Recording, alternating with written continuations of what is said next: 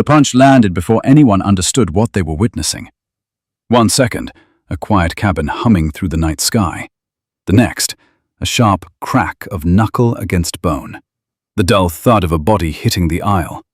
And the woman, somewhere near row 3, screaming. Not words, just sound. For a brief, suspended moment, even the engines seemed to fade, as if the aircraft itself had inhaled and forgotten how to breathe. Blood spread fast. Too fast. It streaked across the cream carpet in a thin, shocking line, dark under the cabin lights. The man on the floor did not cry out. He only sucked in air through clenched teeth, one hand pressed to his cheek. Eyes wide, not with fear, but with something colder. Awareness. Calculation. Someone shouted for a flight attendant.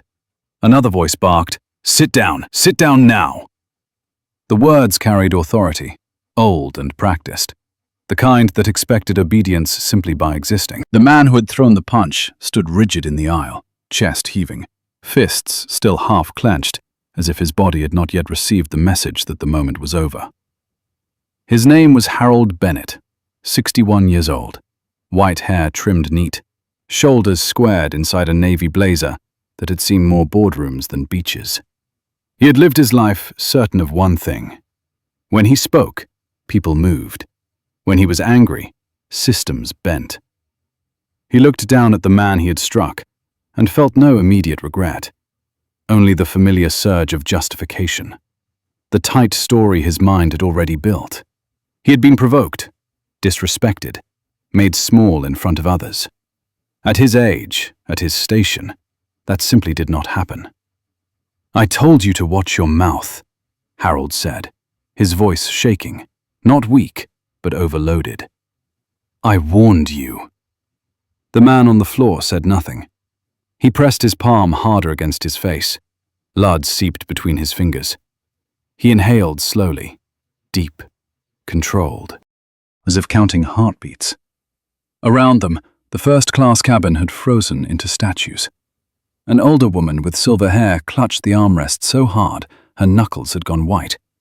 A retired firefighter across the aisle leaned forward, eyes narrowed, instinct battling the rule drilled into him long ago: stay put on an aircraft. A younger businessman halfway stood, then stopped, caught between fear and decency. The lead flight attendant, Denise Alvarez, reached them at a near run. 48 years old, 25 years flying. She had seen drunk arguments, medical emergencies, panic attacks at cruising altitude. She had never seen this. Not like this. "Sir," she said to Harold, keeping her voice level though her pulse hammered. "Step back. Now." "He threatened me," Harold snapped, finally turning toward her. His face was flushed, blotchy, his eyes glassy, not from alcohol alone, but from something older. "You all saw it. He got in my face." Denise looked past Harold to the man on the floor. He had rolled slightly onto his side now, using the seat frame to pull himself upright inch by inch. His movements were slow, deliberate, no wasted energy. He wore dark jeans, a plain grey sweater, scuffed boots. No watch, no ring. He did not look like someone accustomed to violence. He looked like someone who understood it. "Sir," Denise said again, sharper now, "please return to your seat." "I'm not sitting next to him," Harold said. "Not after this." "That decision is no longer yours." The man finally spoke. His voice was low, steady, almost calm to the point of unsettling. "It's fine. I'll move." Several heads snapped toward him. Denise blinked. "Sir, you don't need to do that." He looked up at her. His left eye was already swelling, skin darkening under the light. When he met her gaze, there was no accusation there, only focus. "Yes," he said quietly. "I do." Harold exhaled through his nose, a sound halfway between a laugh and a scoff. "See, he knows when to back down." The man did not look at him. He wiped blood from his lip with the back of his hand, inspected it briefly, then reached down to pick up the phone that had skidded across the floor during the fall. The screen was cracked now, a hairline fracture across the glass. He slipped it into his pocket, as if noting the damage for later. As he stood, the cabin seemed to tighten around him. He was taller than he appeared seated. Broad shoulders, straight posture despite the pain. He did not rush. He did not glare. He simply moved past Harold, brushing his sleeve by accident or not, and the contact made Harold stiffen. Denise stepped between them instantly. "Captain has been notified," she said, more to the cabin than to either man. "We are handling this." The man nodded once. "I know." He took the empty jump seat near the galley and sat. Only then did his shoulders drop a fraction, the effort of containment briefly visible. He closed his eyes for 2 seconds. When he opened them, the moment had already been filed away, categorized, stripped of emotion. From the cockpit, the captain listened as Denise relayed the situation, her voice clipped now, professional. Physical altercation, passenger injury, no weapons observed, situation contained, requesting guidance. The captain glanced at the co-pilot, then back at the instruments. Outside, the night was clear, stars scattered like cold witnesses. "Prepare for priority landing," he said after a beat. "Nearest suitable airport." Back in the cabin, murmurs had begun to ripple, low, uneasy. Harold sank into his seat, suddenly aware of eyes on him. Not the admiring glances he was used to. These were different, appraising, judging. A man in the row ahead leaned back, just enough to speak without turning fully around. "You didn't have to do that," he said to Harold, not unkindly. "You know that, right?" Harold stared straight ahead. "Mind your business." The man shook his head slowly and faced forward again. Denise knelt beside the injured passenger with a first aid kit. "What's your name, sir?" she asked. He hesitated, just a fraction of a second. Then, "Marcus." "Last name?" Another pause. Longer this time. He met her eyes again, and something in his expression made her chest tighten. "I'll give it to the authorities," he said. "That's fine," she nodded, unsettled, and pressed gauze gently to his cheek. He did not flinch. As the plane adjusted course, the seatbelt sign chimed on. A soft ding. Polite, almost absurd given what had just happened. Harold felt his stomach sink as the aircraft banked. A flicker of doubt slid in, unwelcome. This was getting bigger than it should have. He had been in tight spots before. Lawyers had smoothed them out. Money had erased inconvenience. But this felt different. Not louder. Quieter. He glanced toward the galley. The man sat there calmly, hands folded, eyes fixed on nothing. Waiting. And for the first time in decades, Harold Bennett felt a sensation he could not name at first. It crept up his spine, cold and unfamiliar. It was not fear of punishment, not yet. It was the uneasy awareness that he had struck someone who had not struck back. Someone who had not argued. Someone who had not needed to raise his voice. Someone who did not look finished. The cabin lights dimmed slightly as the aircraft descended. Outside, the city glowed faintly in the distance. Inside, every breath felt louder than it should have. The night was no longer just a night. It was a line being crossed. And none of them, not yet, understood how far the consequences would travel once the wheels touched the ground.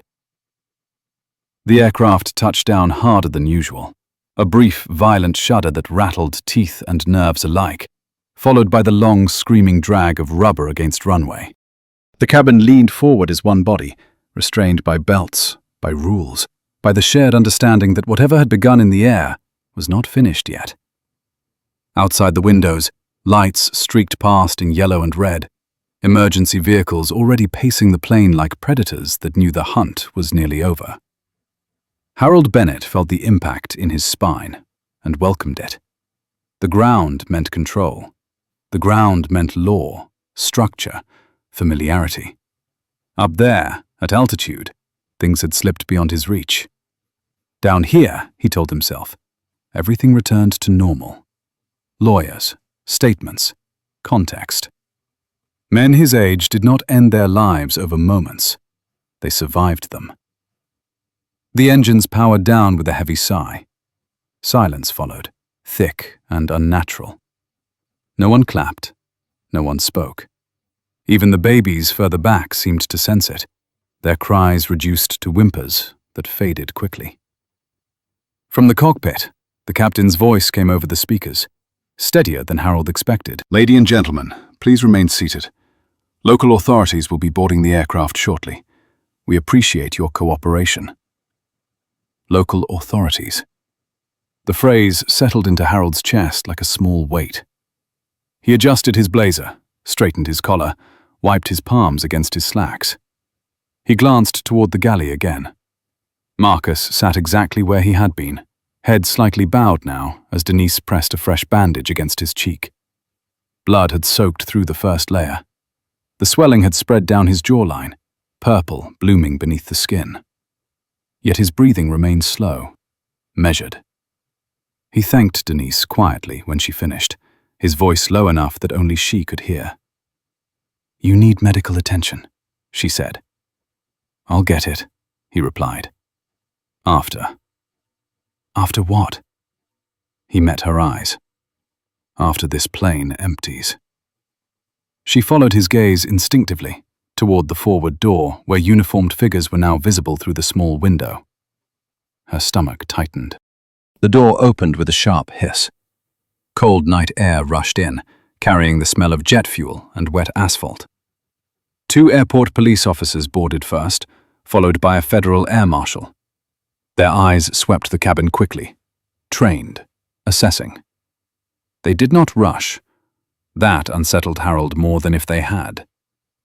"Sir," one of the officers said, stopping beside Harold's seat, "I need you to stand up." Harold looked up at him. Young, late 20s maybe, brown skin, calm eyes. Harold opened his mouth, then closed it again. He stood, careful to keep his movements slow, non-threatening. He had learned that much over the years. "This is ridiculous," he said, keeping his voice level. "There was a misunderstanding." "We'll hear all about it," the officer replied. "Please step into the aisle." As Harold complied, he felt the cabin's attention lock onto him. Not a single person looked away. The retired firefighter met his eyes and did not blink. The older woman with silver hair looked at him now with something like disappointment. It burned worse than anger. "Hands behind your back," the officer said. Harold stiffened. "Is that really necessary?" "Yes, sir." The cuffs clicked shut around his wrists, cold metal biting into flesh. The sound echoed. Final. A line drawn with steel. "This is excessive," Harold said, louder now. "I know my rights." The Federal Air Marshal spoke for the first time. "You assaulted another passenger at altitude. That makes this federal. You can explain the rest downtown." Downtown. The word tasted wrong. They began escorting him forward. As they passed the galley, Harold turned his head despite himself. Marcus watched him. Not with triumph, not with hatred, just watching, as if committing details to memory, as if this was a chapter he had expected to read. "You did this," Harold snapped, his composure finally cracking. "You know you did." Marcus did not respond. Denise stepped slightly in front of him, her body a quiet barrier. Harold was guided off the plane and into the flashing wash of red and blue lights. Cameras were already there. Someone had called it in. Someone always did. He heard his name shouted, mispronounced, then shouted again. Questions flew like thrown stones. He kept his head down, jaw tight, heart hammering. Inside the terminal, the noise hit him full force. Screens glowed overhead. Passengers from other flights slowed, stared, raised phones.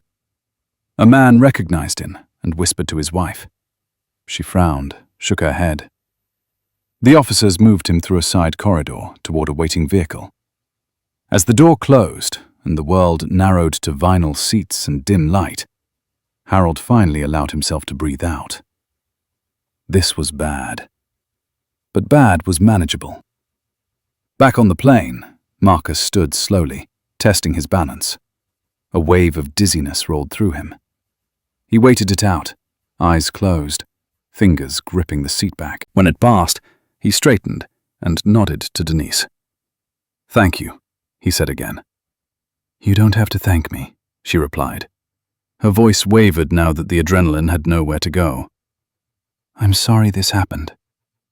"So am I," Marcus said. And for the first time, there was something like regret in his tone. Not for the pain, for the timing. Paramedics boarded next, their movements efficient. They insisted on examining him despite his polite resistance. One shone a light into his eyes, another palpated his jaw. "Possible fracture," one muttered. "I know," Marcus said. They loaded him onto a stretcher despite his objections. As they rolled him down the aisle, the cabin parted in silence. Some passengers nodded at him, others looked away. A man in a veteran's cap whispered, "Hang in there," as Marcus passed. He met the man's eyes and inclined his head once. Respect, given and returned. Outside, the night air felt sharper, clearer. Marcus inhaled deeply, then winced as the motion tugged at his injuries. An ambulance door slammed shut behind him, plunging the interior into sterile white light. As the vehicle pulled away, his phone vibrated in his pocket. He ignored it until the siren faded, until the hum of the engine settled into a steady rhythm. Then he reached for it, screen spiderwebbed but functional. 5 missed calls, 3 messages. He opened the most recent, a single line of text from a contact saved without a last name. "Are you safe?" Marcus stared at the words for a long moment. Then he typed back, "Not yet, but I will be." He closed his eyes as the city blurred past the window. Somewhere across town, Harold Bennett was being processed, photographed, catalogued. Somewhere in a dozen offices, emails were already being drafted, reports written, policies referenced. Systems were waking up. Slowly, methodically. Marcus knew how long these things took. He had built his career on understanding the pace of institutions. He did not need to rush them. He only needed to step aside and let them move. As the ambulance turned onto the main road, Marcus allowed himself one small, private exhale. Not of victory, of resolve. This was no longer about a punch. It never had been. By the time dawn broke, the story had already split into 2 versions, neither of which belonged to the people who had lived it. One version raced across cable news tickers and local radio, clipped and hungry, a headline stripped of nuance. "Altercation on flight diverted overnight, passenger detained, investigation ongoing." The other version lived in quieter places, in the nervous glances of airline managers, in the careful language of internal emails, in the silence between phone rings that came too early in the morning. Harold Bennett did not sleep. The holding room at the precinct smelled of disinfectant and old coffee, the lights too bright, the bench too hard. He sat with his back straight, hands folded now that the cuffs were gone, staring at a wall where the paint had peeled in the shape of a continent. Every so often he flexed his fingers, feeling the phantom bite of metal around his wrists. He replayed the moment again and again, not the punch itself, but the seconds after, when the man he had hit did not shout, did not threaten, did not beg. That silence gnawed at him. A public defender finally arrived, a woman with tired eyes and a legal pad already creased at the corners. She introduced herself, spoke in the calm, practiced tone of someone who had learned not to absorb other people's panic. She explained the charges in measured phrases, careful not to promise anything. Federal jurisdiction, assault, interference with flight operations. Harold nodded along, barely hearing her. "This is going to blow over," he said when she paused. "It always does." She looked at him for a beat longer than necessary. "Sir," she said quietly, "you should prepare yourself for the possibility that it won't." Across the city, Marcus lay in a hospital bed, jaw wired, cheek swollen to twice its size. Machines hummed softly around him, tracking rhythms he could feel without looking. A nurse adjusted his IV and apologized for the discomfort. He thanked her. When she left, he stared at the ceiling tiles, counting the cracks until his breathing matched the beeping monitor. His phone rested on the tray table beside him. It had not stopped vibrating since sunrise. Messages from colleagues, from family, from numbers he recognized only by pattern, not name. He had not answered any of them yet, not because he did not care, because once he did, the quiet would end. The door opened, and a man in a grey suit stepped in, closing it softly behind him. He did not introduce himself. He did not need to. Marcus recognized him immediately. Years of working within systems trained you to recognize the people who spoke for them. "They're asking questions," the man said. His voice was low, even. "The airline, their insurers, transportation safety. They want a statement." Marcus turned his head slowly, careful of the pain. "They'll get one." "When?" "When my doctors say I can talk." The man nodded, unsurprised. "The board is aware." Marcus almost smiled. Almost. "I assumed they would be." Outside the hospital, the city woke up fully. Commuters scrolled through headlines while waiting for buses. Coffee shops buzzed. In an office tower across town, an airline executive stared at a conference room screen filled with faces, all of them tense, all of them calculating. "This cannot escalate," one of them said. "We followed protocol. The crew responded. The aircraft landed safely." "None of that matters," another replied. "Perception does." A third voice cut in, sharper. "Who is he?" Silence followed. Then, reluctantly, the answer. A name spoken carefully. A resume summarized in half a breath. Experience, influence, reach. The room shifted. Shoulders tightened. Pens stopped moving. Back at the precinct, Harold was released on bail shortly before noon. He stepped out into the daylight, squinting, the sun harsher than he remembered. A friend waited for him, an old associate who clapped him on the shoulder and said all the right things.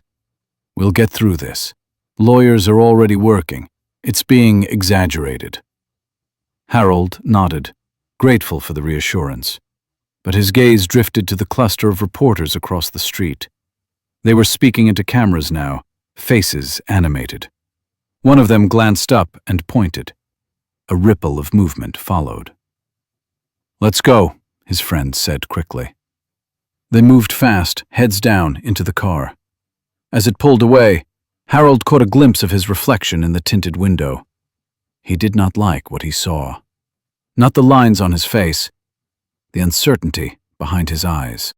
At home, he poured himself a drink he did not finish.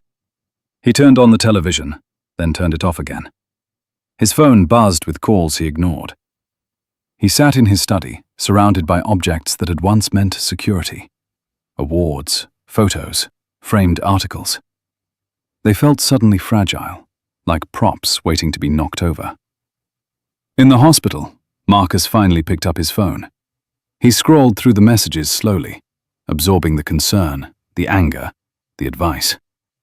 He typed a single reply and sent it to a small group.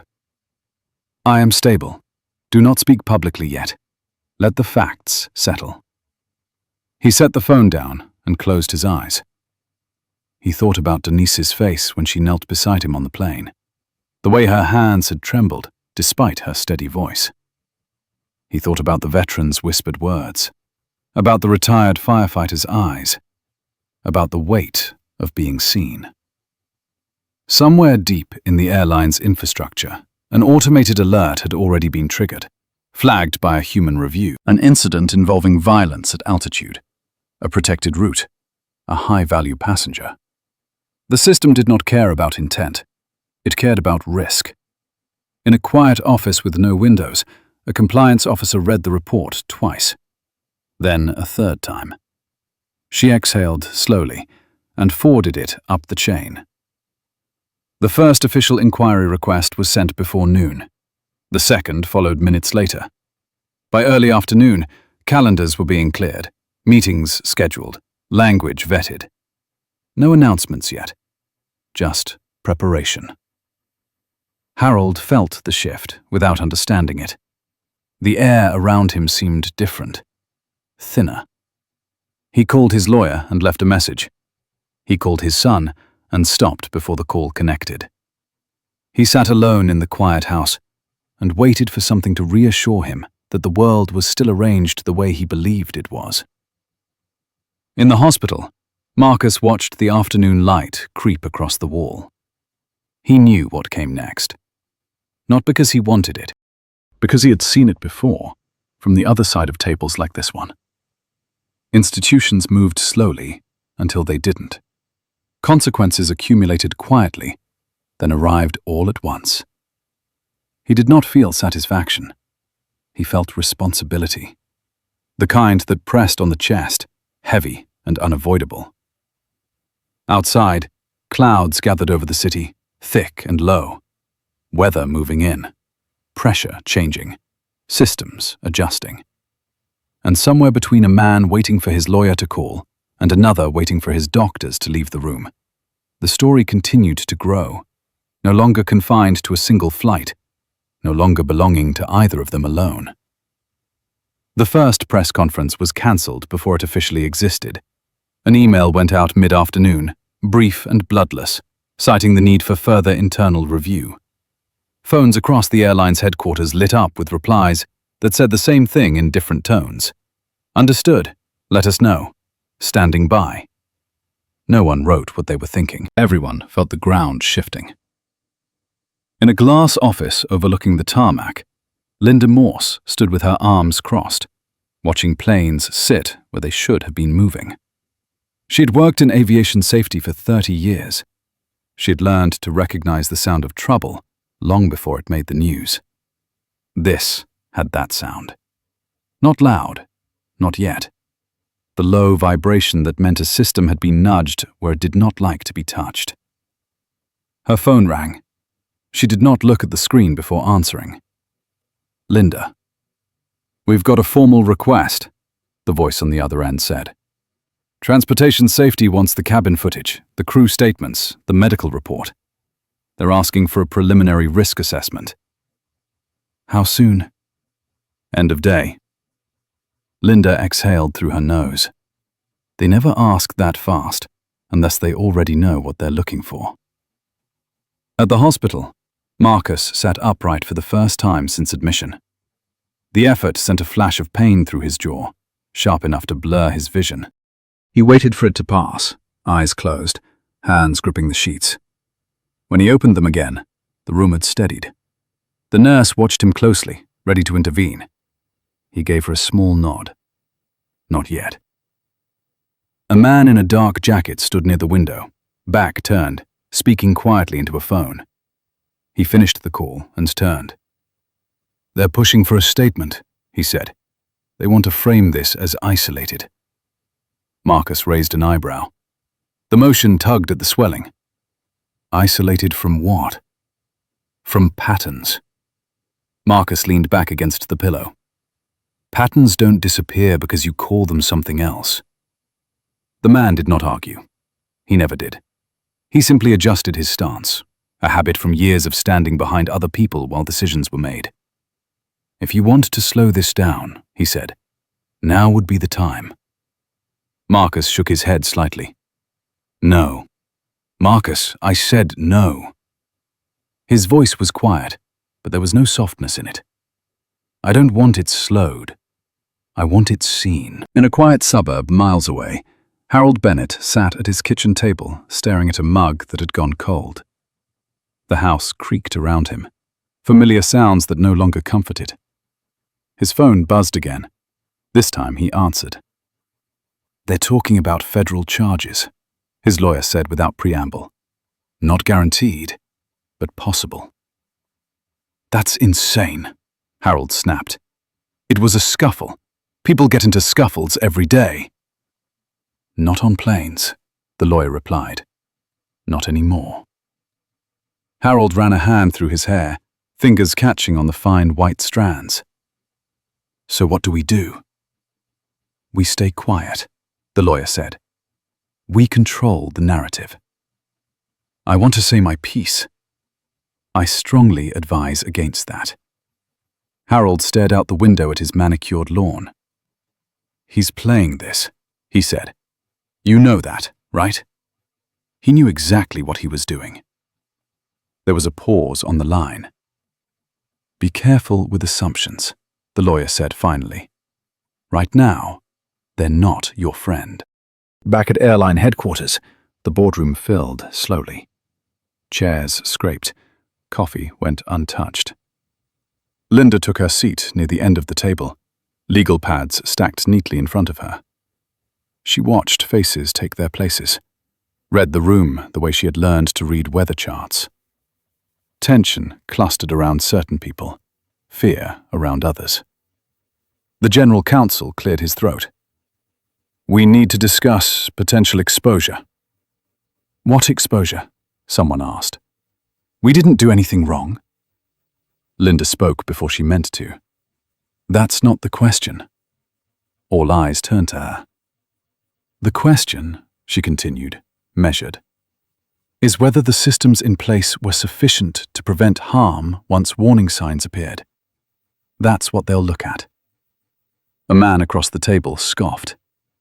The crew intervened. "After," Linda said, "not before." Silence followed. Uncomfortable. Heavy. At the hospital, a television played softly in the corner of the room. Marcus had not asked for it, but he had not turned it off either. A local anchor spoke with practiced concern, the headline crawling beneath her. "Passenger altercation forces diversion. Investigation underway." The camera cut to footage of the airport from the night before. Red lights, police cars, the blur of movement. Marcus watched without expression. "They're going to find out who you are," the man by the window said. Marcus nodded. "They already have. And when they do, they'll ask why I was there." "And what will you tell them?" "The truth." In a different part of the city, a young reporter stared at her laptop screen, finger hovering over the publish button. She had spent the morning calling sources, piecing together fragments.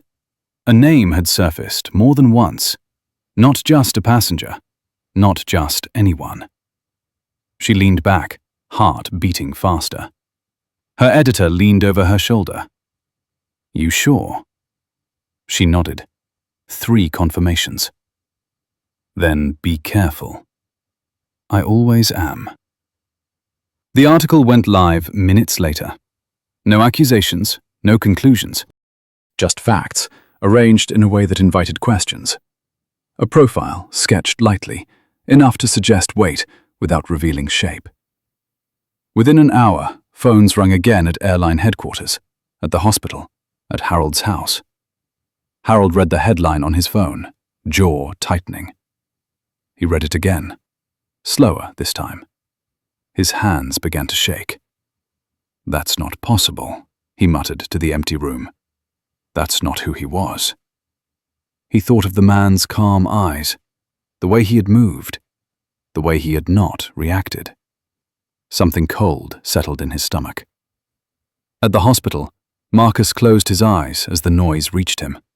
Not from the television, from the vibration of the building itself, the subtle shift that came when attention turned en masse. He had known this moment would arrive. He had hoped, briefly, that it would not. The nurse returned, checking his vitals. "You're trending all over the news," she said gently. "I figured. You okay with that?" Marcus considered the question. "No," he said, "but I'm prepared for it." Outside, rain began to fall, soft at first, then steady. It streaked down windows, blurred city lights, erased clean lines. Systems adjusted, traffic slowed, planes waited. In offices and homes and hospital rooms, people felt it without naming it.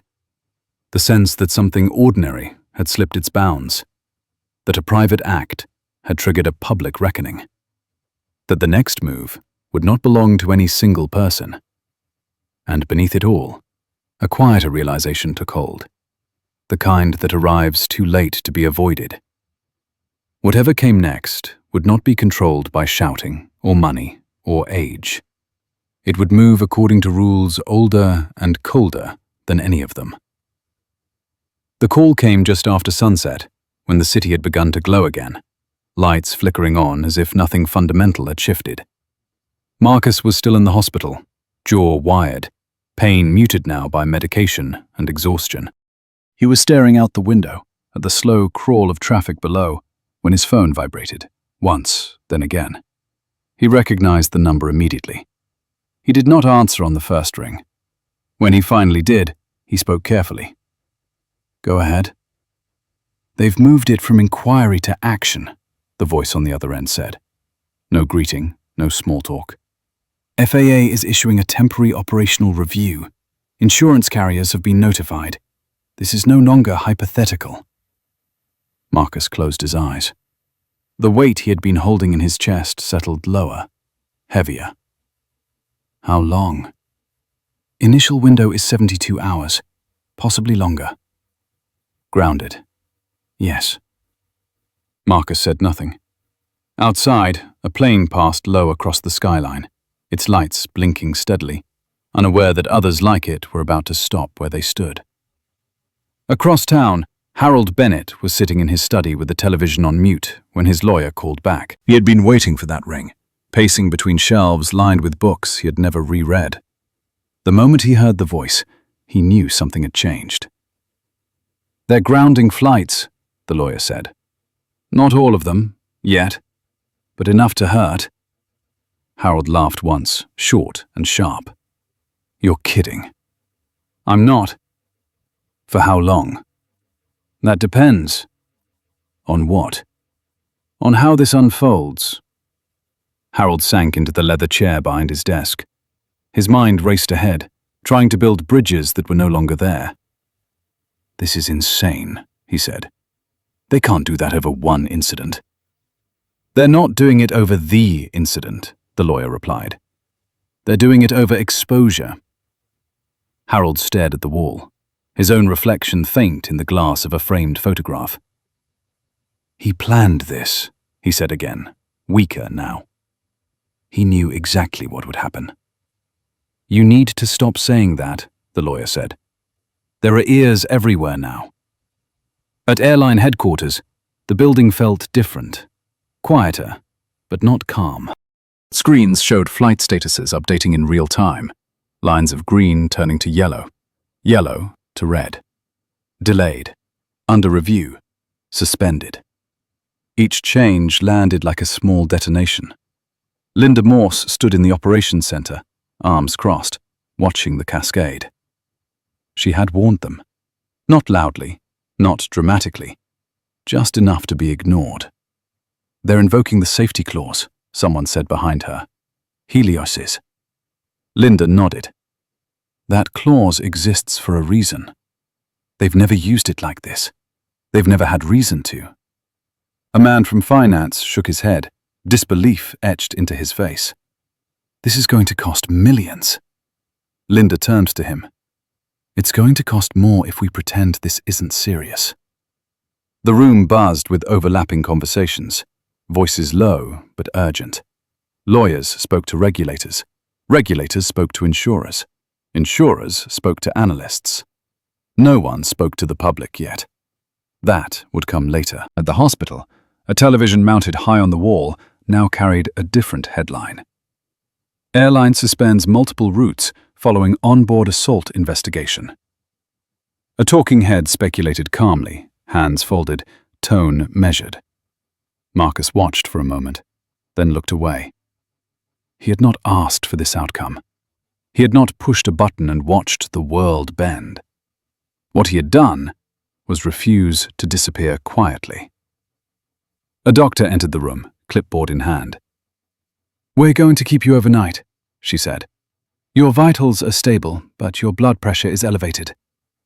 Marcus nodded. "Understood." "You've had a stressful day."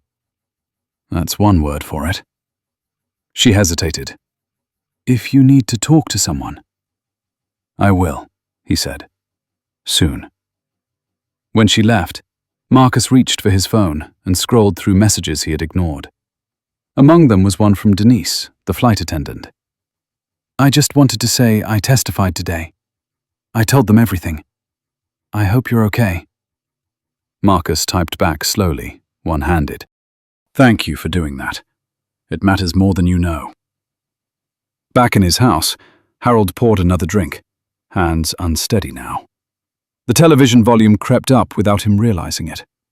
A panel of commentators debated responsibility, accountability, the changing standards of public behavior. "People like him aren't used to consequences," one said. Harold slammed the remote down. "You don't know me," he muttered. His phone buzzed again. A text from his son, brief and distant. "Saw the news. We'll talk later." Later, the word echoed. At the airport, gates emptied. Passengers slumped into chairs, confusion turning to frustration. Gate agents repeated prepared statements, voices strained. A retired couple argued quietly about hotel vouchers. A businessman shouted into his phone. Children cried. Above it all, departure boards flickered, red text spreading like a rash. Cancelled. Cancelled. Under review. In a quiet office, far from the noise, an executive from Helios sat alone, rereading a report. He had known Marcus for years.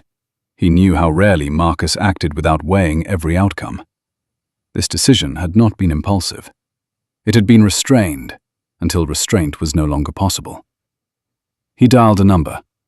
When Marcus answered, his voice was softer now, edged with fatigue.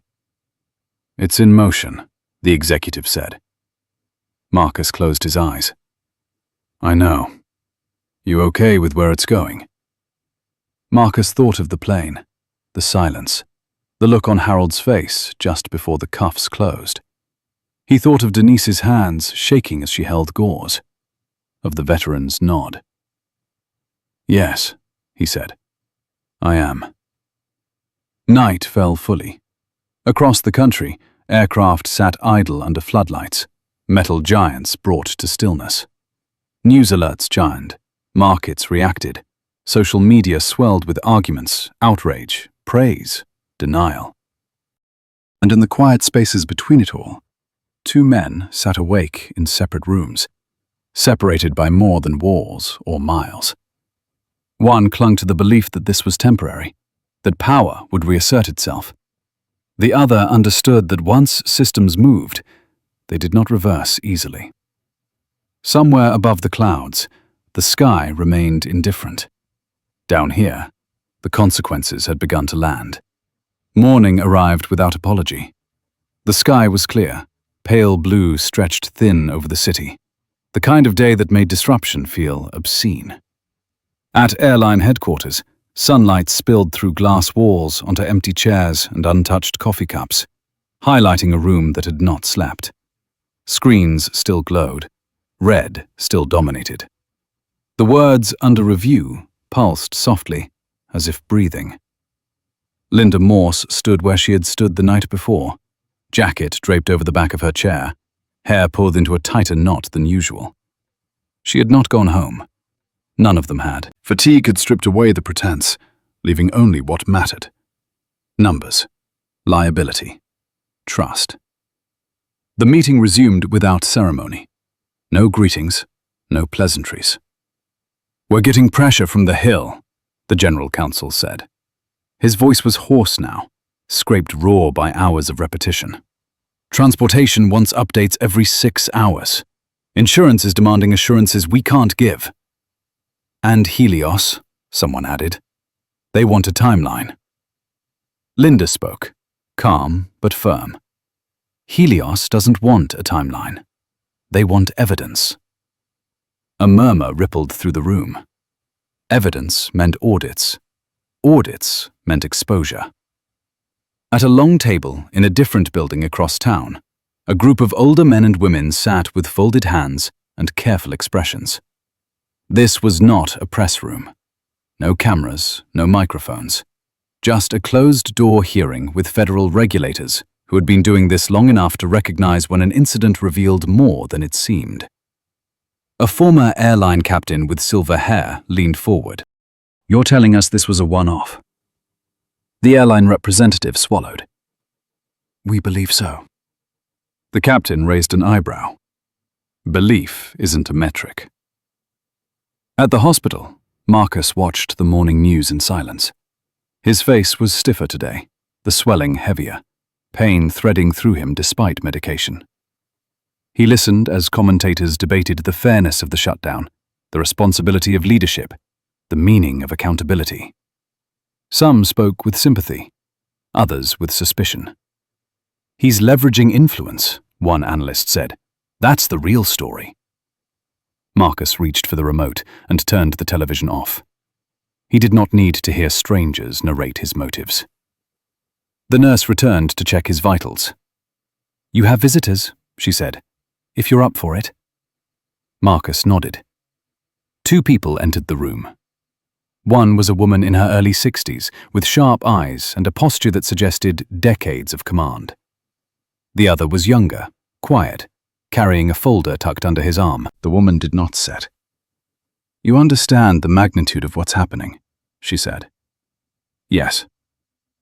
"And you're prepared to testify?" "Yes." She studied him for a moment, then nodded once. "Good." When they left, Marcus leaned back and closed his eyes. The room felt smaller now, the air heavier. He had crossed the threshold where events belonged to institutions, not individuals. Across town, Harold Bennett stood in his kitchen staring at the sink, water running forgotten. His phone lay on the counter beside him, screen dark, too quiet. The night before, he had watched as commentators dissected his life with the intimacy of strangers who felt entitled to judgment. His name, his face, his age. The phrase white entitlement repeated until it felt like a brand. He turned off the tap and braced himself against the counter. His reflection in the window startled him. He looked older than he remembered, smaller. A knock at the door made him flinch. He hesitated, then opened it to find his son standing there, jaw tight, hands shoved into his coat pockets. "We need to talk," his son said. They sat across from each other at the table, where Harold had taught him how to balance a checkbook decades earlier. Silence stretched. "I don't recognize you on that plane," his son said finally. "That man. That wasn't how you raised me." Harold opened his mouth, then closed it again. He had rehearsed explanations, context, provocation.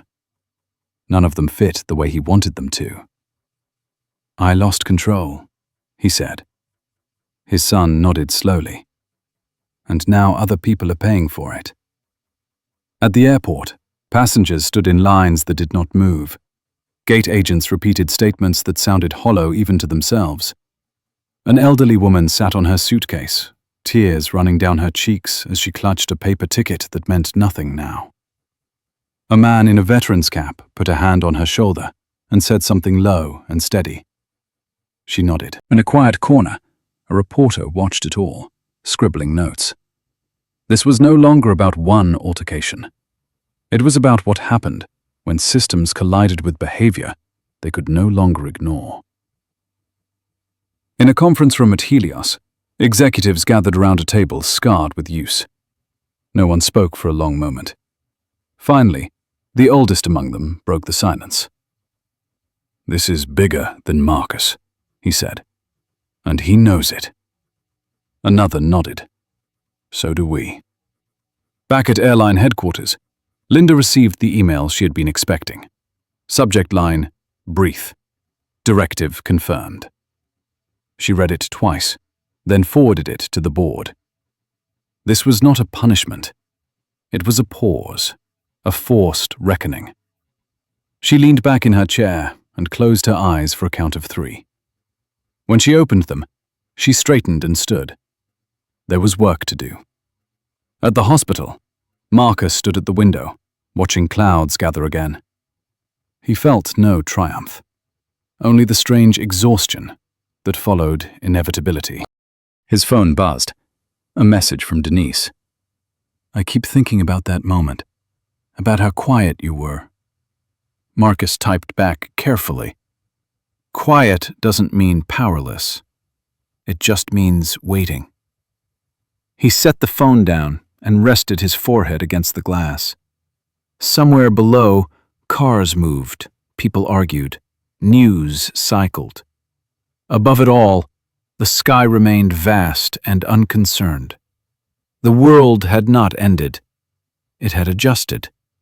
And adjustment, he knew, was often the most painful part. The 7th day arrived with no sirens, no headlines breaking through the quiet. That was how Marcus knew it had reached the deeper layers. When noise stopped, decisions had already been made. He was discharged just after noon, the hospital doors sliding open with a soft mechanical sigh. The sunlight hit his face harder than he expected, forcing a wince that tugged at his jaw. His driver opened the door without a word. Marcus paused for a moment before getting in, breathing in the outside air, steadying himself. Freedom felt different when it followed confinement, even a brief one. As the car pulled away, his phone buzzed again. Not messages this time. Emails. Subject lines stripped of emotion. Request for testimony. Notice of compliance review. Invitation to appear. He scrolled without opening them, already knowing their contents. This was the stage where institutions spoke to each other, not to the public, where language sharpened. At airline headquarters, Linda Morse sat alone in a smaller conference room, the kind reserved for final decisions. The larger rooms had become too loud, too crowded with fear and positioning. Here, the walls were bare, the tables scratched, the air still. She preferred it this way. The report lay open in front of her, pages flagged and annotated. She had read it until the words blurred, then read it again. Patterns emerged when you stopped looking for excuses. Escalation markers, missed cues. A crew stretched thin by policy that prized courtesy over confrontation. None of it illegal, all of it dangerous. Her phone rang. She answered on the first ring. "It's approved," the voice said. "Full suspension pending retraining and policy revision." Linda closed her eyes briefly. All routes. Yes. "When does it go public?" "Tomorrow morning." She hung up and sat back, hands resting flat on the table. She felt no relief, only gravity. She had loved this industry, had given it decades. But love did not excuse blindness. Across the city, Harold Bennett watched the afternoon light slide across his living room floor, stopping at the feet of a bookshelf he had not touched since retirement. His son had left an hour earlier. The words they had exchanged still hung in the air, heavy and unresolved. He turned on the television again, volume low.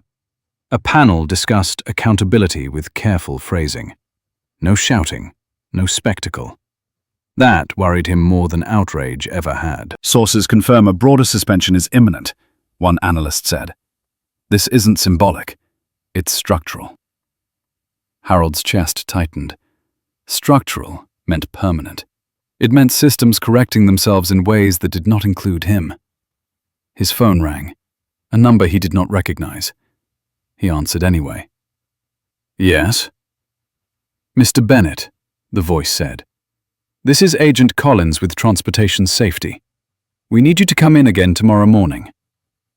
"For what?" Harold asked, though he already knew. "Additional statements. And to inform you of updated charges." His mouth went dry. "Am I being arrested again?" "No," Collins replied. "Not at this time." Not at this time. The words echoed long after the call ended. At Helios, the executive floor was quieter than usual. Marcus stepped out of the elevator and walked the length of the corridor slowly, feeling every step.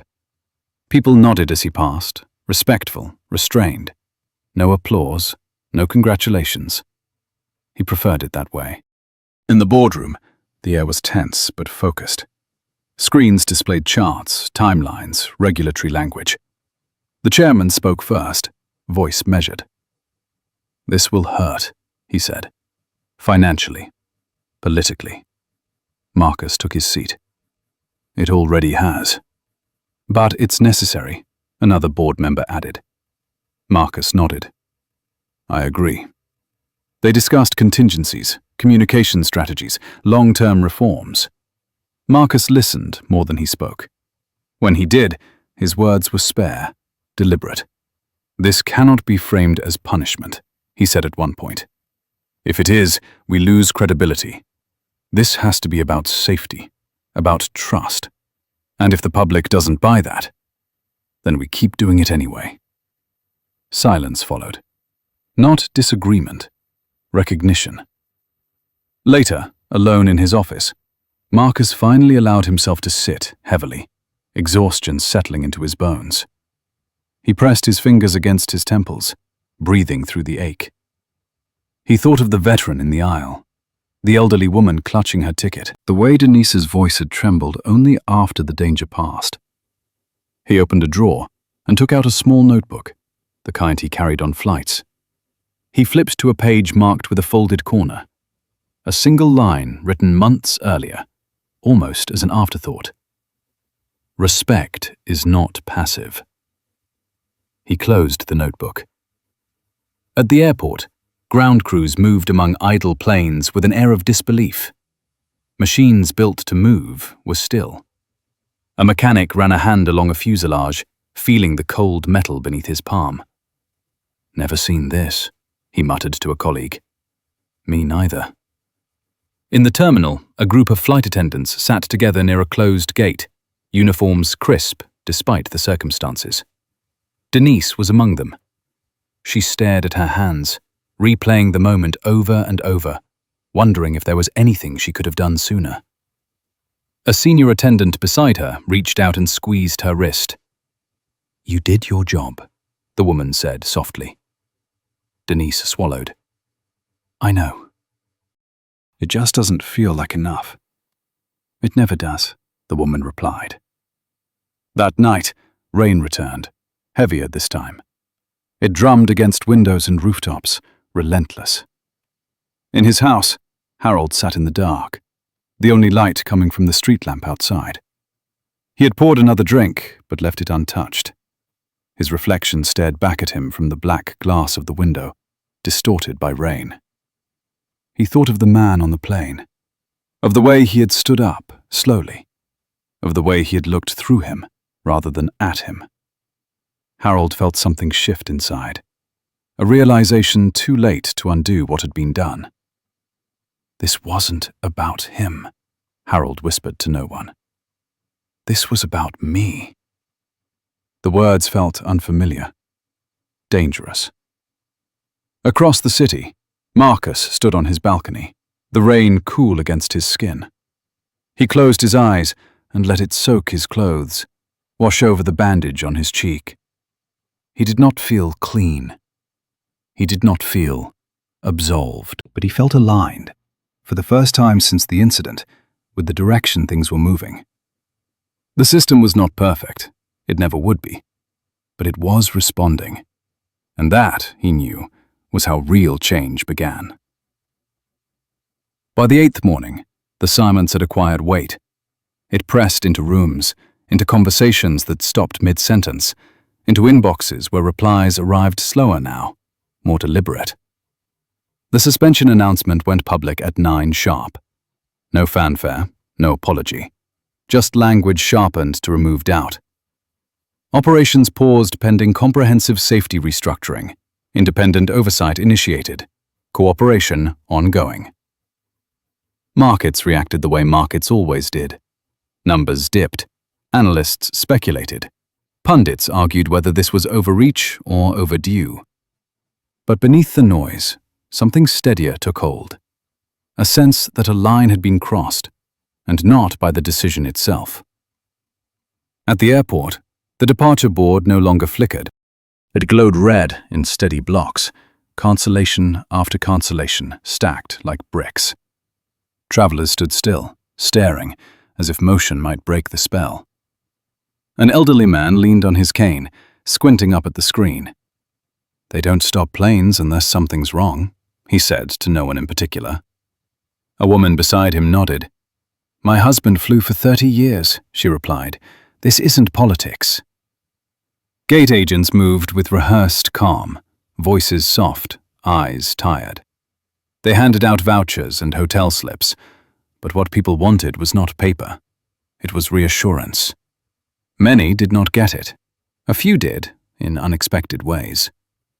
A retired teacher organized a line so no one was trampled. A former union steward explained the process to a crowd that had forgotten how processes worked. Order emerged in pockets, built by people who had lived long enough to remember when waiting was part of life.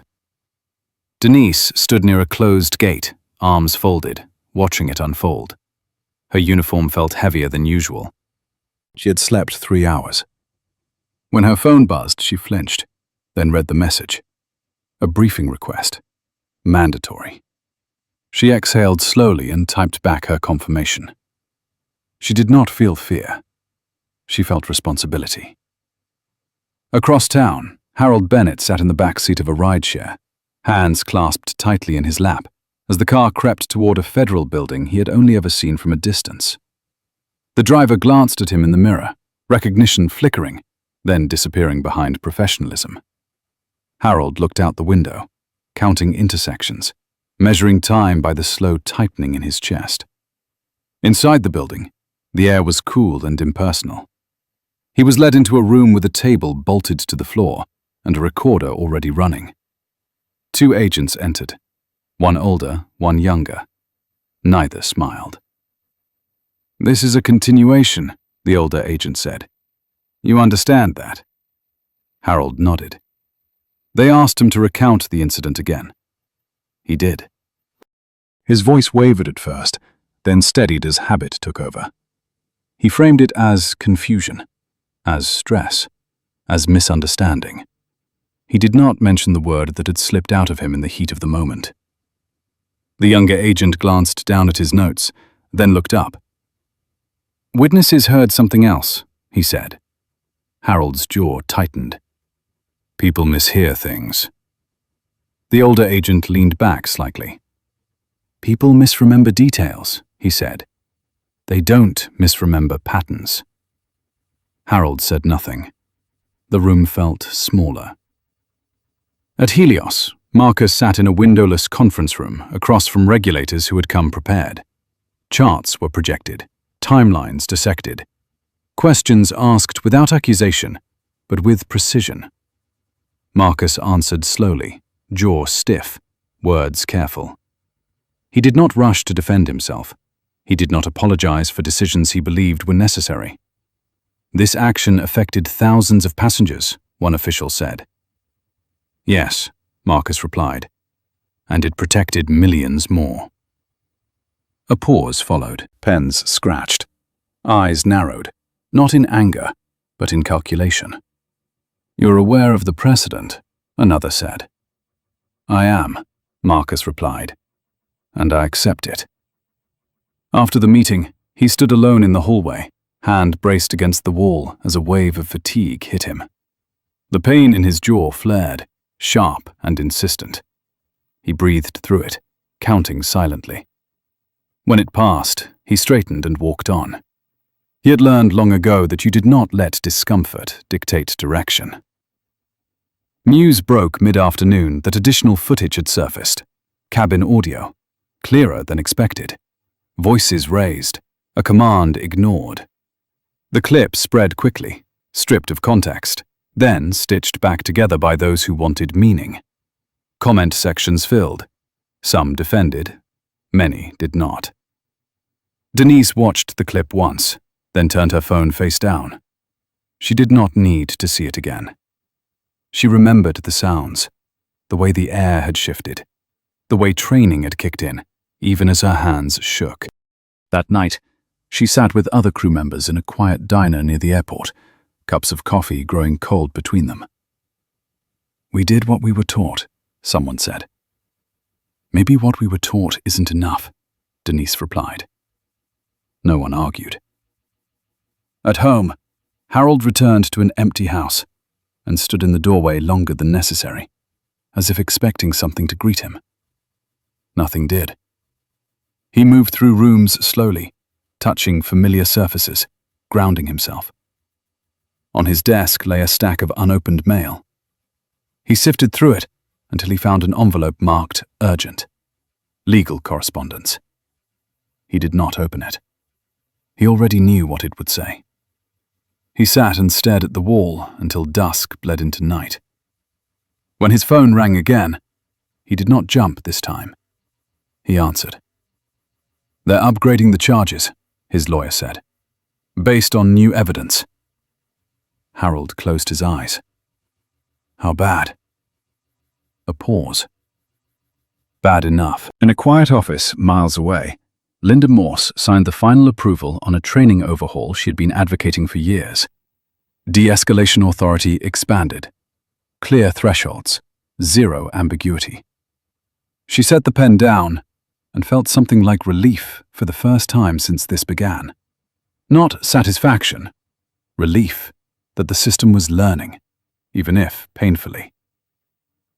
That evening, Marcus stood on the roof of his building, city lights stretching below him. His phone buzzed with updates he did not read. He let the wind press against him, cool and steady. He thought of the people waiting in airports, of Denise, of the regulators' faces, of Harold's eyes in that brief moment before everything changed. He did not feel vindicated. He felt resolved. The story had moved beyond him now, beyond the plane, beyond the punch. It belonged to the slow work of correction, to people willing to endure inconvenience for the sake of something sturdier than comfort. As night settled in, the city continued on, imperfect and adjusting. Somewhere, a departure board flickered back to green for the first time in days. One flight, then another. Careful, measured. Not a return to normal, a recalibration. The 9th day did not announce itself. It arrived the way consequences often do, quietly, slipping into routines that had already been altered beyond recognition. Flights resumed in limited corridors, cautiously, like animals testing ground after a fire.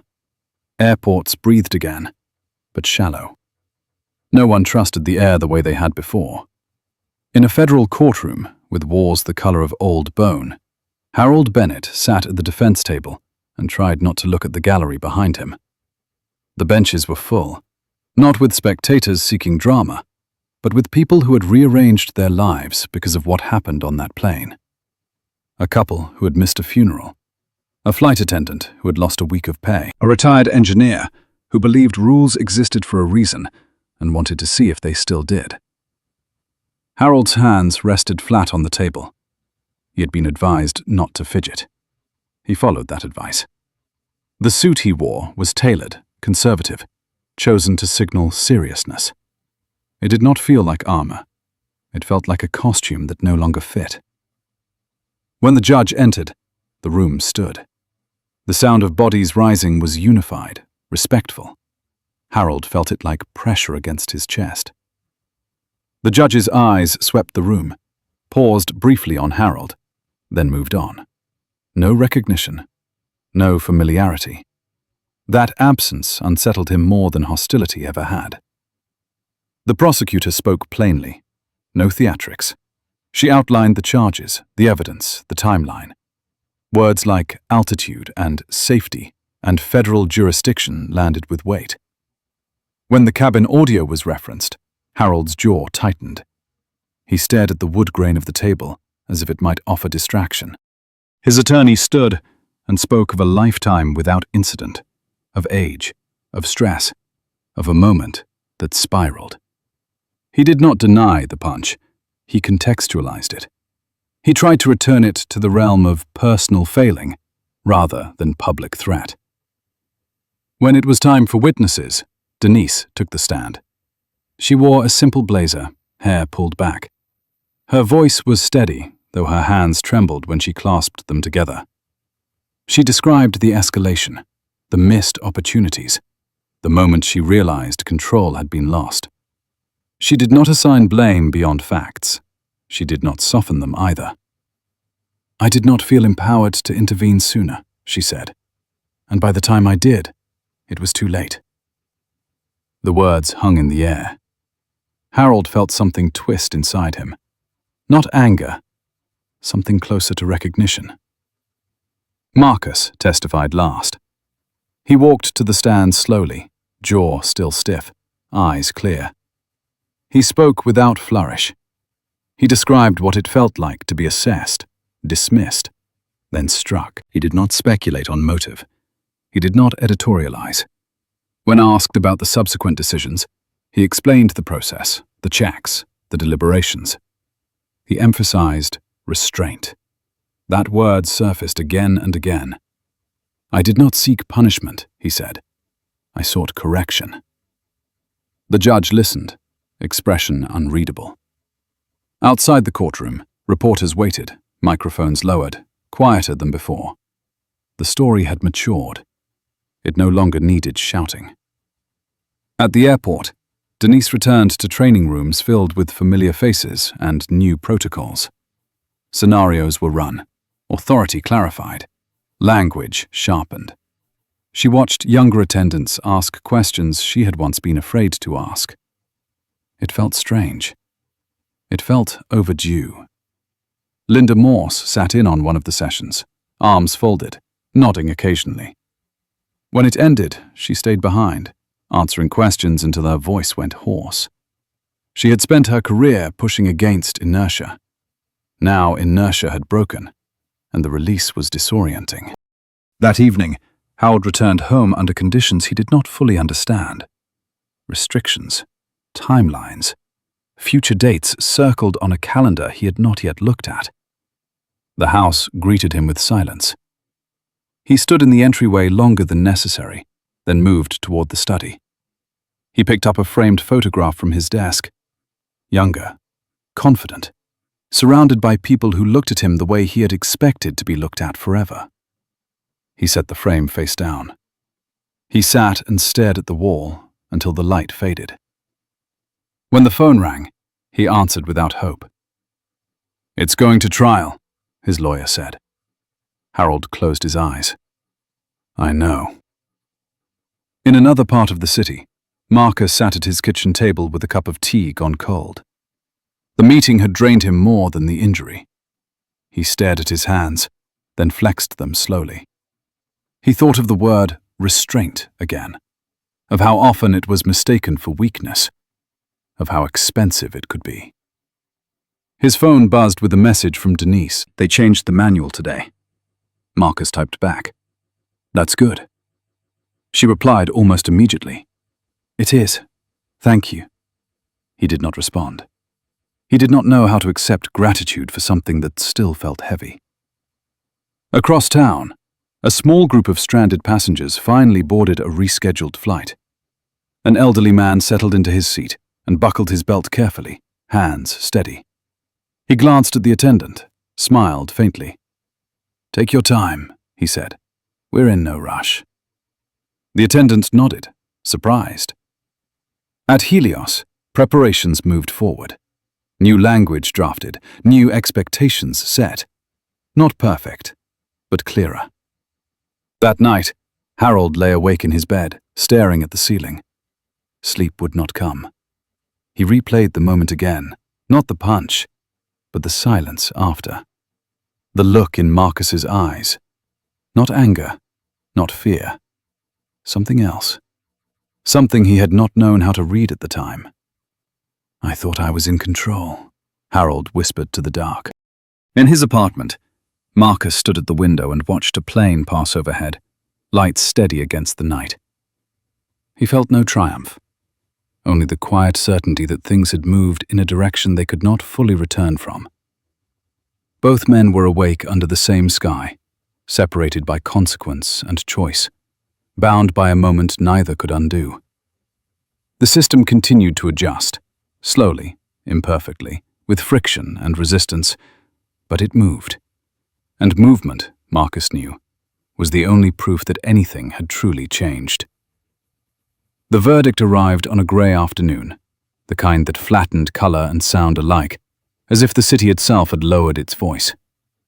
Harold Bennett stood when instructed, hands resting on the edge of the table, feeling the wood grain beneath his fingertips as if it might anchor him. The judge spoke evenly, without emphasis, reading words that had been weighed long before they reached the room. Guilty. Accountability affirmed. Consequences imposed. The language was precise, restrained, almost gentle in its finality. When it was over, the room exhaled. Not relief, resolution. Harold did not collapse. He did not shout. He simply nodded once, a small motion that surprised even him. The bailiff touched his elbow, and he followed, steps measured, shoulders no longer squared for display. As he passed the gallery, he felt eyes on him, not hungry, not triumphant, observant. He wondered how many of those faces would remember him in a year. He wondered how many would remember the flight.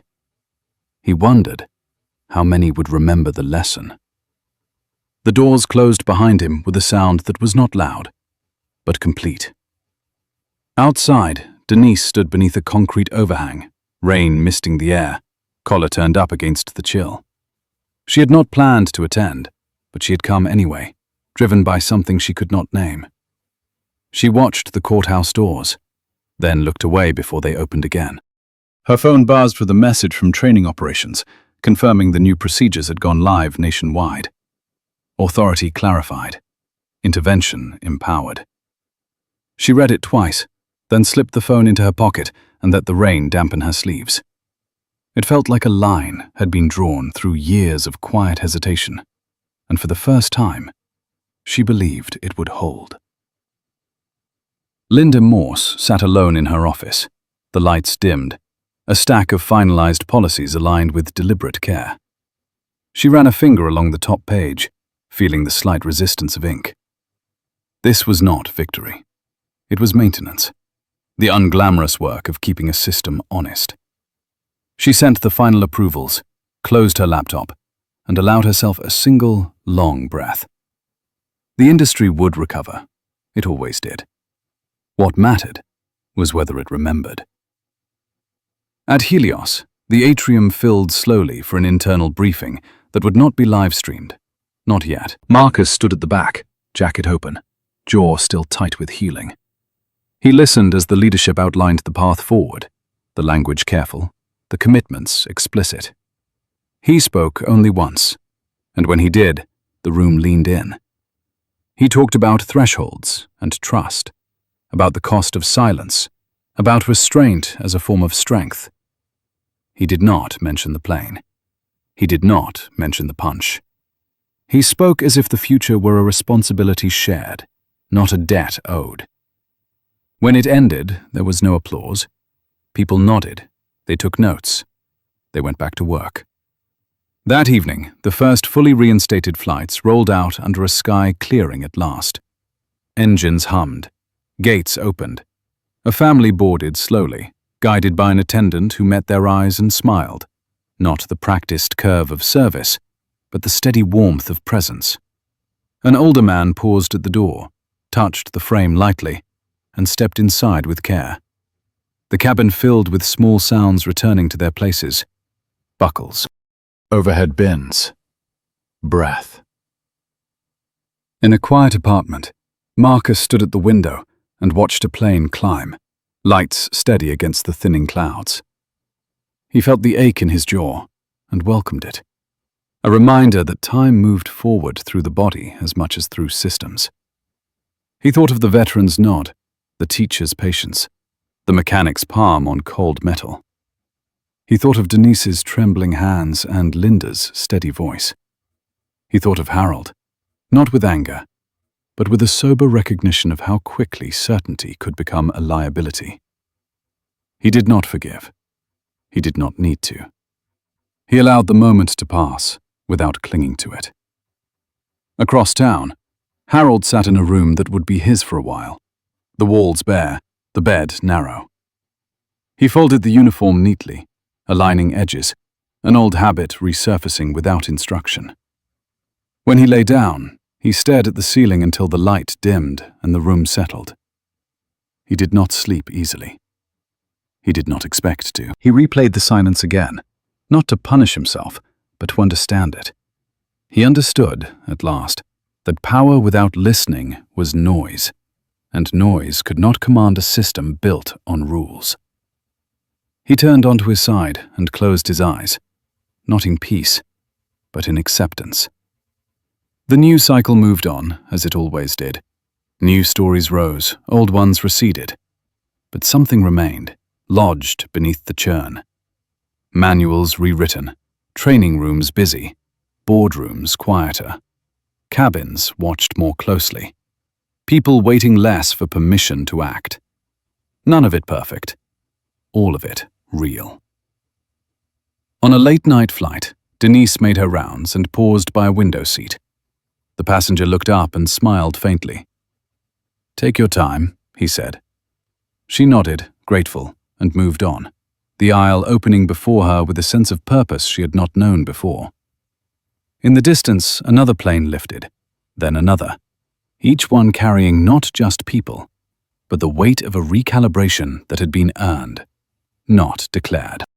The sky did not care. Gravity did. Systems did. People did. If this story resonated with you, like the video, subscribe for more, and comment 3 words below. Justice held steady.